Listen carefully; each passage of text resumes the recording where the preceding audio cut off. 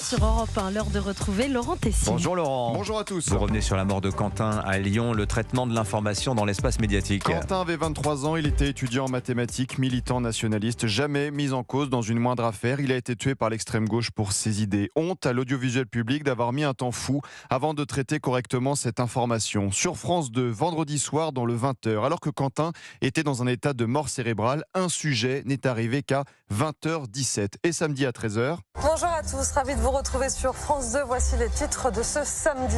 Pas une seule seconde sur Quentin, l'indulgence de l'espace médiatique pour l'extrême gauche. La présentatrice de France 2, Leïla Kadour, s'est défendue en écrivant sur X: on avait déjà donné l'information la veille à 20h.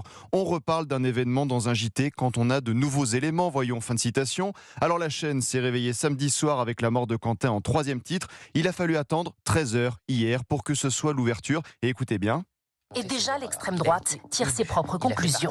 La jeune garde, c'est la violence. La violente agression du jeune Quentin a eu lieu en marge d'une réunion publique de l'eurodéputée insoumise Rima Hassan. La journaliste parle d'extrême droite pour le RN, mais ne parle jamais d'extrême gauche pour la députée européenne et les filles Rima Hassan. Hier soir, on sentait le gros rattrapage. 13 minutes, avec notamment la présence du ministre de l'Intérieur Laurent Nunez. Chez France Inter, dans le journal de 8h, samedi, une brève de 37 secondes.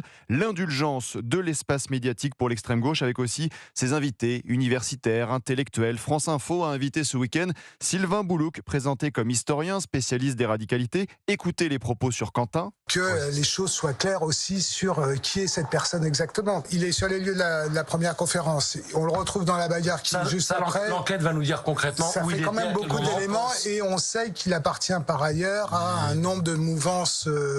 Mais qu'il avait un casier. Sur France 5 hier dans l'émission C'est politique, Stéphanie Precioso, présentée comme historienne et qui, quand on regarde son compte sur le réseau social X, adore repartager des messages d'Olivier Besancenot et écrit sur ce profil, je cite, « Ensemble à gauche, Union populaire ». On est face aussi à une instrumentalisation qui m'est insupportable. Et moi, j'aimerais qu'on m'explique, c'est quoi ces mots qui tuent, quelle est la violence de la France insoumise. Et la presse écrite samedi, le lynchage à mort de Quentin n'était même pas en une du journal Le Parisien, mais un article à la 14e page. Hier dimanche, rien en une non plus, alors que c'était le cas pour le Figaro dès samedi. Ce matin quand même, un petit mot en bas à gauche. Les hebdos, le JDD en a fait sa une, meurtre de Quentin, 23 ans à Lyon, l'extrême gauche tue. La Tribune dimanche, rien, pas un mot, pas une ligne. Ils ont préféré mettre en avant une interview de Jack Lang et les Jeux d'hiver, le bon air olympique. Alors oui, il y a une indulgence pour l'extrême gauche dans l'espace médiatique. Merci Laurent Tessier, le rédacteur en chef de Pascal Pro et vous.